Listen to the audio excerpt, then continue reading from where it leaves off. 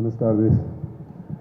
Bueno, no sé cómo empezar para hablar de la figura de Héctor Quintanar, que aparte, como ya lo mencionaba Alberto, es uno de los personajes más importantes de la música del siglo XX en nuestro país y en América Latina, ya que se trata de un compositor que fue pionero en la introducción de la música electrónica en América Latina, al fundar el primer laboratorio de música electrónica, pero además de representar la vanguardia a partir de la escritura, digamos, de vanguardia de los años 60 hasta los 80, que es donde estuvo la efervescencia de todo este nuevo tipo de escritura que se desprende después de la Segunda Guerra Mundial, ¿no? Me explico, el auge del dodecafonismo, la aleatoriedad, en fin, todas estas técnicas que a lo mejor sí están familiarizados algunos de ustedes con ellas, pero también se representaba un enlace entre la tradición. Su formación la hizo básicamente con el maestro Carlos Chávez, que ustedes deben saber que es, digamos, me gusta decirlo así, es el padre de la modernidad en este país, porque él le tocó construir la estética musical de la postrevolución, y para eso tuvo que apoyarse para su obra propia en la reinvención del folclore, de los materiales folclóricos, pero él siempre, eso para su obra personal, pero él como un maestro, como un académico, siempre procuró basarse en los clásicos, y es la manera como la que él enseñaba composición a sus alumnos en el famoso taller de composición al cual perteneció Carlos Chávez en la primera generación, pues perteneció Héctor Quintanar en la primera generación, junto con Jesús Villaseñor, Eduardo Mata, que era muy chico, después se integra en la segunda generación Mario Lavista, en fin, o sea, digamos que el taller de Chávez es el gran surtidor de los compositores importantes que ha dado este país. Chávez le encarga, así es la palabra, el taller a Héctor Quintanar por los compromisos que él adquiría frecuentemente para ir a dirigir al extranjero, invitado por su amigo Aaron Copland o por el mismo Stravinsky, etcétera, o a dar cursos en Tanglewood de composición, etcétera. Entonces, Quintanar poco a poco se va quedando con el taller, al frente del taller, y de alguna manera a él le toca la responsabilidad de ver la formación de Mario Lavista, Julio Estrada y de Francisco Núñez, de otros compositores, ¿no? Entonces, esa confianza que le deposita Chávez a Quintanar, pues es muy significativa, ¿no? Nos habla de la disciplina y del talento y del carácter del compositor, del joven Héctor Quintanar, que a la vez que estaba interesado en la música de las vanguardias, tenía una formación ortodoxa, sumamente esmerada, sumamente rígida, con la cual pudo transmitir a las generaciones que le tocó educar en lo sucesivo ese espíritu de valoración de todo tipo de escritura musical. Quintanar nunca se inclinó de manera radical por enseñar un lenguaje contemporáneo per se, ¿no? Ni siquiera buscó influir en el espíritu, en la expresión de sus estudiantes, una manera de escribir. Él lo que quería era que tuvieran una formación integral y una apertura estética a todo lo que estaba ocurriendo. Como él mismo la practicaba, al ser un sujeto sensible a todos los acontecimientos que le rodeaban, ya fuesen de carácter histórico, social, científico. Él se interesaba muchísimo ahorita les voy a comentar algo en relación a los viajes de la aeronáutica que estaban de moda en la época, ¿no? Hace 50 años que se lanzó el Apolo 11, y la obra que hoy vamos a escuchar se compuso exactamente con ese motivo, se llama Sideral 2, entonces cumple 50 años el lanzamiento del Apolo y la composición de Héctor con este pretexto. Un año antes había compuesto Galaxias 2, o sea, los nombres ya no son muy indicativos de sus búsquedas, ¿no? De la búsqueda de expresar la sensación que le producían estos eventos científicos o tecnológicos, o como se quiera llamar, y él quería reflejar en la música. Entonces, Galaxias es con motivo del Apolo 7 y Sideral 2 con el motivo del Apolo 11. Entonces, digamos que viene a bien haberlo programado esto, porque es la efeméride de los 50 años del alunizaje, ¿no? El catálogo de Quintanar es amplio, todavía no está bien investigado porque, digamos, está en posesión de la familia, hay que entrar ahí, sistematizarlo y ver bien qué es todo lo que contiene su catálogo. Debe ser muy rico, pero hay cosas que Héctor Quintanar no quiso volver a exponer, o lo que a veces se llama, las saca de catálogo. Pueden ser obras que tengan que ver con una estética más relacionada, o una técnica más relacionada con sus años de formación, como es el caso de varias canciones que yo he tenido la oportunidad de ver, que realizó una serie de líder, pues, de canciones de concierto, con una escritura muy clásica, muy tradicional, ¿no? Emulando a los grandes compositores de líder como Schubert, en fin, todo eso. Esos productos son derivados de las enseñanzas de Carlos Chávez. Entonces hay mucha música que Quintanar quizás no consideraba digna de ser representada o vuelta a presentar en un concierto porque los consideraba ejercicios de estilo, pero la verdad es que sí son obras que valen la pena y habrá que dedicarse a ellas con un trabajo musicológico para sistematizarlas, rescatarlas y volverlas a colocar en los atriles de los intérpretes, ¿no? Creo que es valioso ese trabajo porque lo que un compositor piensa de sí mismo siempre es más crítico que lo que podemos nosotros inferir de un creador, ¿no? Bueno, ese era Héctor Quintanar en términos generales. Un poco de su infancia, porque Quintanar creció en un medio musical. Ciertamente su abuelo era el director de la banda del Estado Mayor Presidencial, una banda muy importante en ese tiempo, y su madre, la madre de Héctor, tocaba el piano y cantaba, ella misma se acompañaba al piano, ¿no? Héctor, muy pequeño, ingresa a la banda del Estado Mayor Presidencial tocando el corno, siendo un niño, ¿no? Pero el abuelo, el mismo abuelo, no recuerdo su nombre, pero era de apellido Prieto, porque era Héctor Quintanar Prieto. Era también fundador de la famosa danzonera de Dimas, era Dimas y Prieto los que hicieron famoso el danzón Nereidas, ¿no? Entonces Quintanar, aparte de ejercer como músico en la banda del Estado Mayor Presidencial con todo el repertorio militar, también se iban en la noche en los centros nocturnos a tocar en la danzonera, ¿no? Entonces él estuvo muy cerca siempre de la manifestación de la música militar y de las manifestaciones de la música popular de baile, a la cual siempre le guardó mucho cariño, ¿no? Y en algunas, aunque no es muy notorio este tipo de influencias en su producción posterior, sí hay algunos guiños en algunas obras donde podemos identificar pues ese cosmos sonoro que marcó su infancia, ¿no? y toda su juventud, porque él siempre fue un músico, de lo que podríamos decir músico de gremio, un músico muy solidario con todos sus colegas de cualquier estatus, que fueran sinfónicos, populares, de banda, amaba las bandas de pueblo, Héctor, y la música popular también. Y él me citaba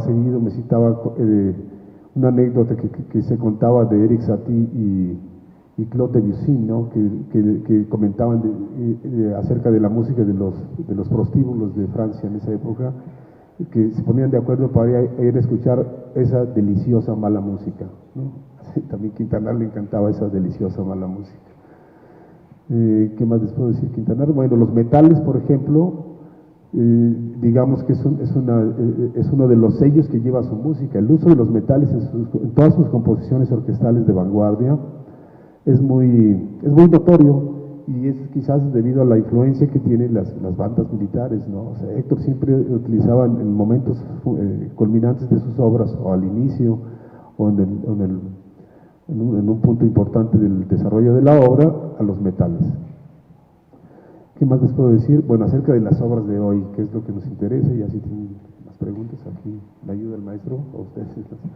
La pequeña abertura, bueno, el catálogo de Quintanar, como les digo, las obras a Quintanar componía por lo que le motivaba, es decir, no era un compositor que escribiera sistemáticamente, sí tengo que escribir, ¿no? O sea, si algo le conmovía, ese era el detonador para ir a generar una composición. En el caso de Sideral, como ya les anticipé, pues fue el viaje del Apolo 11, ¿no? Quintanar ya había tenido la experiencia de su formación en Columbia, en el laboratorio de música electrónica más famoso, el primero que hubo en el mundo, y después en Francia también trabajó con Jean-Étienne Marie, también trabajó con Mario Davidovsky, que es otro de los compositores importantes que fusionaron la electrónica con la música orquestal, ¿no?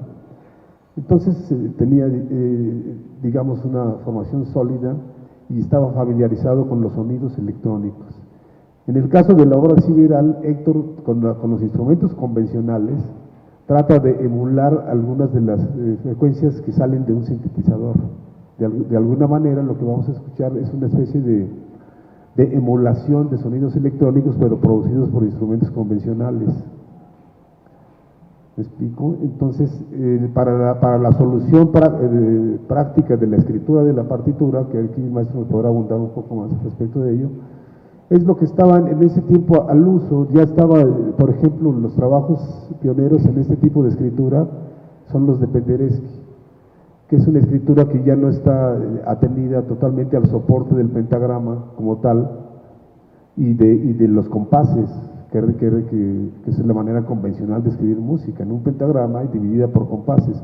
No, aquí queda la partitura, digamos, queda ya, a veces cronometrada, a veces es lo que se puede llamar una aleatoriedad controlada, ¿no? Porque hay una aleatoriedad muy libre, pero esta es una aleatoriedad controlada donde se propone un evento y se repite ad libitum, y aquí tiene mucho que ver la mano del director para poder controlar todos la escritura, ¿no? Todo lo que contiene, pues, la escritura. Logra de verdad un efecto muy, pues, no sé, pues sí, sideral, espacial, así de las estrellas, una cosa así, ¿no? Imaginario, todo esto es, digamos, una metáfora, ¿no?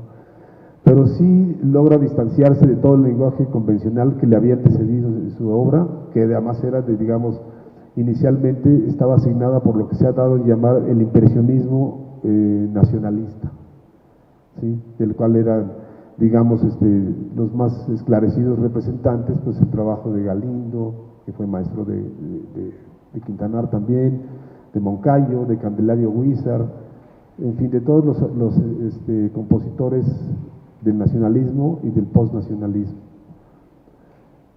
Sideral es una muestra de la capacidad de mimetizar o de transformar su escritura a voluntad de Héctor Quintanar.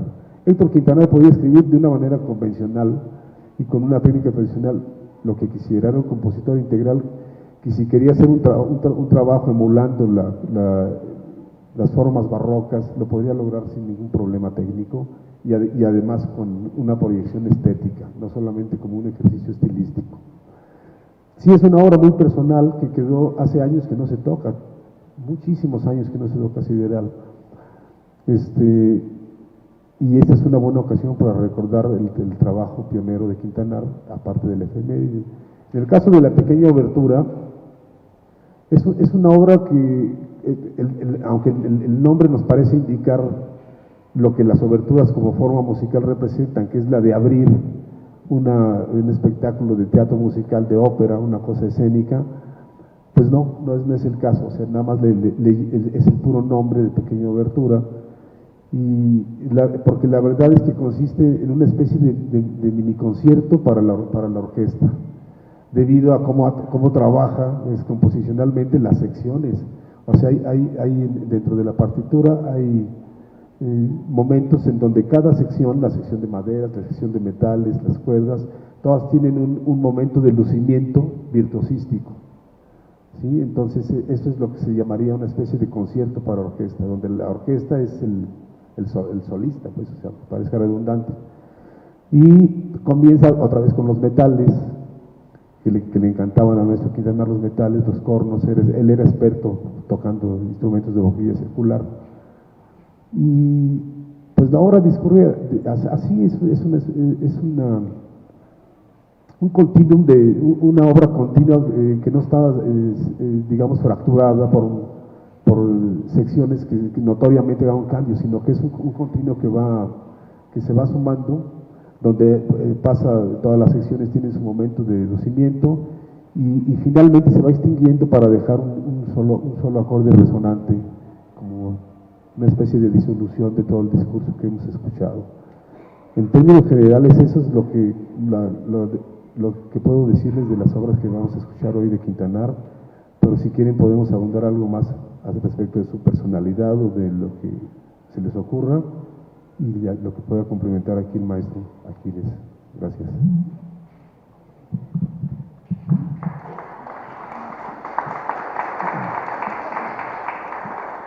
Bien, buenas noches.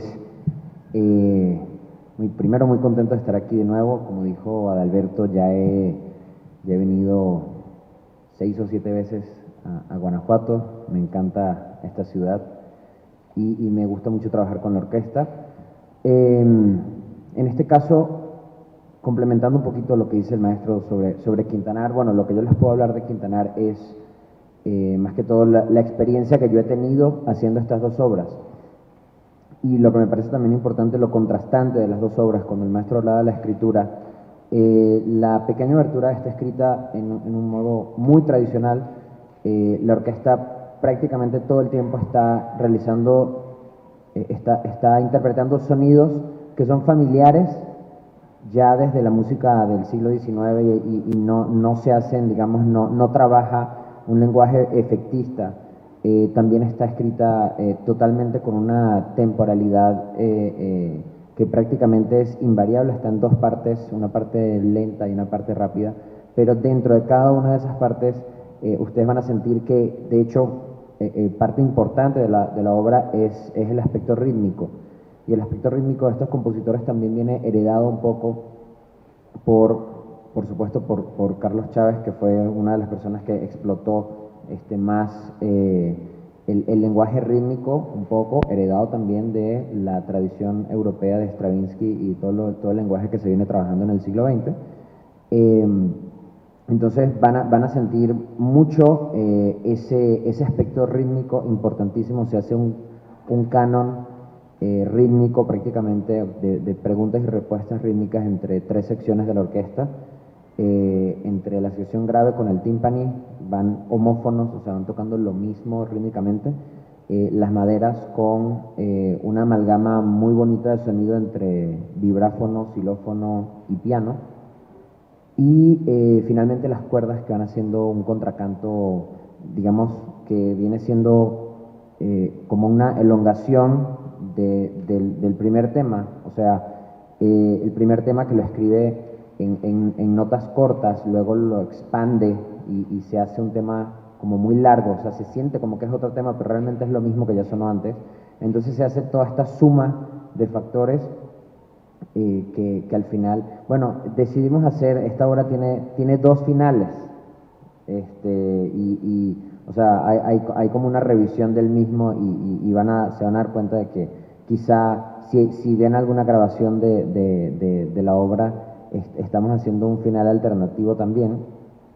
Y con la obra Sideral, es muy curioso porque me parece una obra escrita como para introducir incluso a la orquesta a este lenguaje del que hablaba el maestro, de este lenguaje que a veces pareciera que tiene atemporalidad en la mesura del compás, pero no es así. O sea, prácticamente todo el tiempo va en una marca constante de negra 54, que es un tiempo lento. Puede variar, pero realmente sí hay cosas escritas. Se van a dar cuenta que dentro de todo esto que parece que hay improvisación, y de hecho en algunas partes las hay, pero se van a dar cuenta que hay momentos en que las filas van tocando juntas, todos entran juntos en un momento y esto. Entonces, sí, como decía el maestro, el trabajo del director aquí es un poco, más que todo, como crear la atmósfera y decirle a cada fila en qué momento entrar. Esta obra sí está escrita con un lenguaje muy efectista. Se van a dar cuenta que las cuerdas tienen unos 5 efectos particulares. Aquí sí se van a dar cuenta de que no son los sonidos tradicionales que viene sonando en el siglo XIX. Ya esto es experimentación sonora, como decíamos, un poco imitando sonidos de la música electroacústica, sonidos que se registran con una grabadora y que luego magnéticamente se modifican y se alteran los sonidos. En este caso es la orquesta sola haciendo todo este tipo de experimentos sonoros. También van a haber un par de experimentos interesantes en la percusión, que tradicionalmente la percusión, como su nombre lo denota, percute los instrumentos, y en esta obra, como en buena parte de la segunda parte del siglo XX, hay efectos como de frotación de los instrumentos, cosas como esto, ¿ok?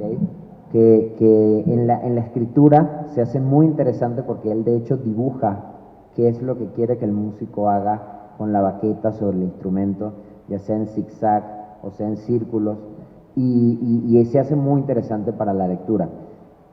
Y bueno, la otra parte del programa, que ya es alusiva más a Quintanar como director y como estudioso de la música, bueno, Tchaikovsky, la fantasía Francesca da Rimini, no hay mucho más que decir sobre Francesca da Rimini, es una obra de las obras más interpretadas del siglo XIX. Me gusta mucho Tchaikovsky como escritor de música programática. Ya sabemos que su concierto para piano, su concierto para violín y sus sinfonías son quizá el repertorio obligado de todas las orquestas del mundo, pero también la música dedicada en este caso a Dante y bueno, a Shakespeare, y tiene música programática muy interesante. Enriquece muchísimo el programa. Y por último, la Sinfonía Clásica de Prokofiev. Bueno, se ve un genio en potencia. Lo que van a escuchar es una sinfonía escrita por un joven de 25, 26 años, opus 25 apenas 20, la obra número 25, pero realmente prácticamente es la primera gran obra expuesta, a pesar de que es la número 25, y realmente la genialidad radica en la capacidad de análisis que tiene una persona de 25 años, de imitar un poco el periodo clásico con este neoclásico que él propone. Y bueno, ya se ve en potencia que va a ser uno de los compositores más importantes del siglo XX. Se compone en 1917, ya casi final de Primera Guerra, y creo que lo más interesante también es que no se ve tanto esto, porque la época de estos compositores, entre el 14 y el 18, están escribiendo mucho sobre lo que les pasa, ¿no? Que es lo que hacen los creadores, y Prokofiev hace algo totalmente diferente y se va 200 años antes a una estructura que habían explotado Haydn y Mozart. Y bueno, y esto también lo hace muy interesante, porque es como un niño haciendo un homenaje a gente que usaba peluca hace 200 años, y está muy bonito. Entonces, bueno, muchísimas gracias, espero que disfruten el concierto. No sé si tienen alguna pregunta, pero bueno, sí, diga. Quería preguntarle a Carlos, ¿Sí? nos dijera muy brevemente cuál es la aportación más importante del maestro Quintanar en la orquesta universitaria. Bueno, son varias y en diferentes rubros, ¿no? Una muy importante es la que tiene que ver con la solidaridad gremial. Gracias a Héctor Quintanar se fusionaron las dos orquestas que había en Guanajuato, que eran la Filarmónica del Bajío y la Orquesta Sinfónica de la Universidad de Guanajuato, y se elevaron los salarios como no se habían elevado hace los últimos 30 años. O sea, él logró para sus compañeros que se les pagara muy dignamente, y además la fusión de todo el instrumental que tenía la Filarmónica del Bajío se vino a la Sinfónica de la Universidad de Guanajuato. En fin, esa fue una de las cosas, ¿no? En la parte artística, Héctor Quintanar produjo 6 discos donde se estrenaron 29 obras inéditas de compositores mexicanos, ¿no? Esa es otra aportación, y yo creo que es el mejor producto discográfico sinfónico del siglo XX. O sea, yo me atrevo a decirlo así, porque en el país no hubo nada que superara el trabajo de Quintanar con esta orquesta, al haber registrado 29 obras inéditas de compositores mexicanos en 6 discos, aparte de otras obras, ¿no? Que no eran inéditas. Entonces, esa es otra de las aportaciones de Héctor. Dio oportunidad a muchos jóvenes intérpretes para que debutaran con la orquesta, cantantes, pianistas, violinistas. O sea, abrió la orquesta a los jóvenes y solistas, concertistas y a directores jóvenes. Del mismo modo contribuyó cuando era líder de la orquesta a integrarse al medio cultural. Trabajó con Ibáñez, ¿no? Recordemos que trabajó con Juan Ibáñez en el montaje de algunas óperas. ¿Me explico? Entonces, o sea, Héctor se dedicó a trabajar como siempre lo hizo toda su vida, desde que estuvo en la UNAM. Por ejemplo, Héctor le tocó la responsabilidad de hacer toda la música de la Olimpiada de 1968. Él inauguró la sala Nezahualcóyotl también. O sea, Héctor siempre fue un sujeto que estuvo con una dinámica de no parar. Sí, o sea, para él la música lo era todo, tanto la composición como la cosa gremial, en fin, estar tocando puertas siempre para generar festivales, etcétera. Colaboró mucho con Manuel Enríquez, fueron muy amigos, en fin. Pero en Guanajuato los grandes beneficios fueron esos. Dejó una orquesta renovada, muy contentos los músicos porque los habían reivindicado con sus honorarios, ¿no? Cambió el repertorio, grabó, en fin, eso es más o menos lo que aportó el maestro Quintanar. Bueno, pues si no hay ya más preguntas, los invitamos a pasar a la sala. Muchas gracias por estar en la charla. Nada más, por último, quiero hacer un pequeño comercial.